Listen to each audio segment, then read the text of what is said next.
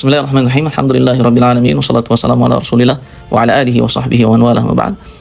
Center Study Islam Bidayatul Mutafaqih ini kami hadirkan, salah satu tujuannya adalah untuk menjaga kewarisan kenabian dan menghidupkannya dan mengestafetkannya kepada generasi yang datang setelah kita ini. Allah Subhanahu wa taala berfirman dalam surat At-Taubah ayat 122, tidak semestinya orang-orang beriman itu seluruhnya pergi ke medan jihad, melainkan hendaknya ada golongan yang mereka bertafakuh fiddin, senantiasa bertafakuh fiddin, menuntut ilmu agama Allah Subhanahu wa taala dan Rasulnya. Untuk apa?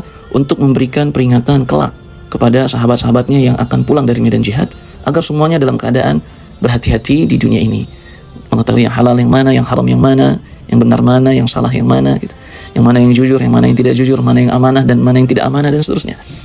Maka atas dasar itu semua dan banyak hal, kita menghadirkan Center Study Islam Bidayatul Mutafaqih, langkah awal bertafakuh fiddin, gitu ya. Dengan konsep dia ringkas, jelas, dan tuntas. Jadi buku-buku pelajaran yang akan kita pelajari dia ringkas, kemudian dijelaskan dengan penjelasan yang jelas dan tuntas. Kita belajar tuntas, tidak toharah lagi, melainkan tuntas sampai selesai. Artinya tidak ada satu bab yang terlewatkan, gitu.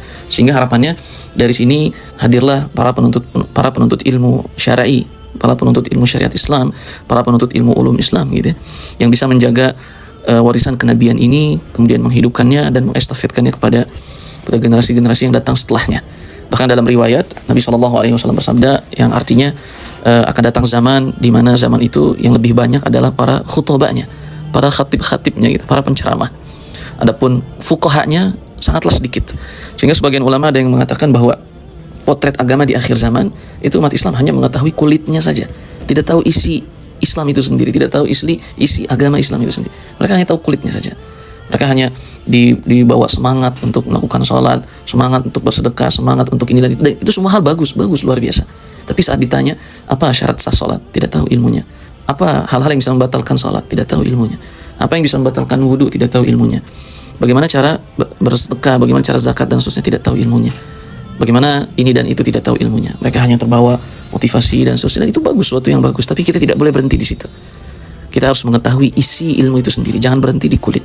Nah, sehingga kami hadir, semoga ini menjadi wadah untuk kita semua kaum muslimin muslimat, gitu ya, untuk bisa menjaga ilmu Allah Subhanahu wa taala dan Rasulnya.